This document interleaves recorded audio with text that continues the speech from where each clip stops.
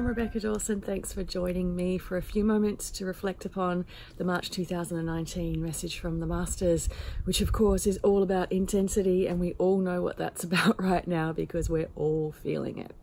I just wanted to share with you some of the experiences that myself, my loved ones, and many people have been connecting with me about in the last few weeks.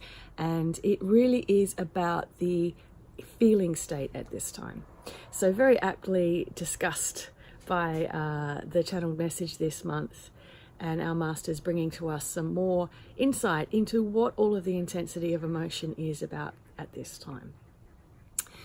Essentially, we tend to look at ourselves as traversing a journey and traversing a path, but we're becoming more and more aware that in order to access our multidimensionality, it's not about looking forward anymore. It's really about looking within. And we all know that when we're in a feeling state, it's so tempting for the mind to come in and take us into trajectories. Why am I feeling this way? Is it from a memory? Is it because I need to be concerned about what's up ahead? What is this experience that I'm having at this time? And yet, as we were hearing in that channeled message, it really is an invitation at this time to sink deeply into the presence of where we are, because we can actually access more potential, more opportunities, different pathways, different experiences other than what we thought was even possible for us if we're willing to actually dive in and come out into a new multidimensional space. Now, what does that mean for how we're experiencing feeling state this month? It basically, for me, has meant that I've had multiple feeling states all at once, which means that I've been in a state of anger, despair, joy, fear, sometimes simultaneously. I've felt great affection while feeling loneliness. I've also felt great excitement while feeling grief. And it's been really difficult to separate out emotions into one particular tone or one particular sense of clarity.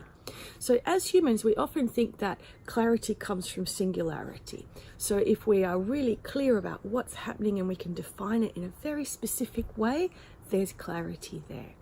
And yet, in a spiritual sense, some of the greatest experiences that conscious people have is in such an expanded state that the clarity is there, but it can't be defined in such a singular way. And I really feel that that's been reflected in our emotional experience at this time, because it's so difficult to even define how we're feeling other than we're feeling a lot. Now, as you're probably aware, like I am, the more conscious we become, the more we are actually feeling. And it's easy to believe that perhaps the more conscious we become and the more awake we are, the more we sense, but the less we feel emotionally. I would have to say that's not the experience for me, but I am learning to redefine what emotion is. And I used to believe that emotion was somehow not as clear as thought or not as clear as intuition. And yet, as we merge into our totality at this time, the feeling state is just as important, if not more important than anything else, because it is where the intensity really is for us right now. And it's actually the most immediate place that we can experience multidimensionality.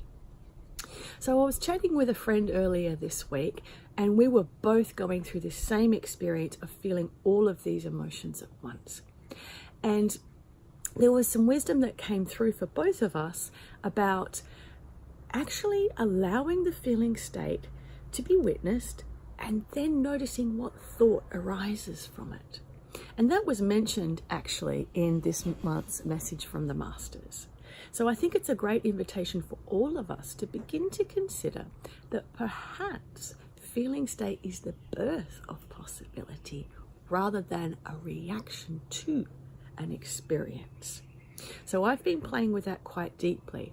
And what it's allowed me to do is to not try and solve the problem of the intense emotion, or not trying to think about what's caused it or what it's about, but to actually really be with that tumultuous sense of feeling and just notice what comes out of it. And being so present in the moment has actually brought about some new inspirations for me in recent days about things I'd like to create this year, or possibilities that I hadn't thought of before. And I'm going to keep doing this in the next week, just to notice if there's anything else that arises out of this space, if there's more newness that comes out for me. I have to say, it's definitely alleviated some of the judgment that I've had for myself about feeling so out of control with emotion. And it's not that I've been really expressing emotion in an out of control way, but I have been feeling so much that it feels like my internal space has not been in control. So one of the expressions that's really helped me find clarity with this whole conglomeration of emotion is that I've started to see that it's almost like, instead of playing a single note of music, we're now a whole chord of music. So it allows us to be more. And really, even though it may seem as if some of these emotions we're simultaneously feeling don't necessarily support each other or go together in terms of a singular experience of clarity, I do find that it gives us more range and more depth, and it enables more of who we are to be sung into this world. I really believe that we're all here with such a wonderful energetic signature to be expressed. Instead of expressing one aspect of ourselves at a time, we can now express all of them at once. Now, does that mean that we become this huge mess of multifractious energy and emotion and express ourselves in many different ways all at once? Well, creatively perhaps. But in terms of how we take action based on our emotion, just the awareness and the acceptance of this beautiful harmonic chord that we're expressing means that we don't necessarily need to take action with each one of those notes.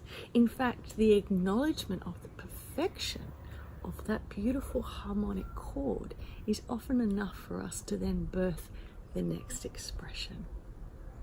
So I feel so grateful this week for the intensity, and I have to admit it's the first time I've felt really grateful for it, and I'll be really delighted to see how it unfolds for all of you as well.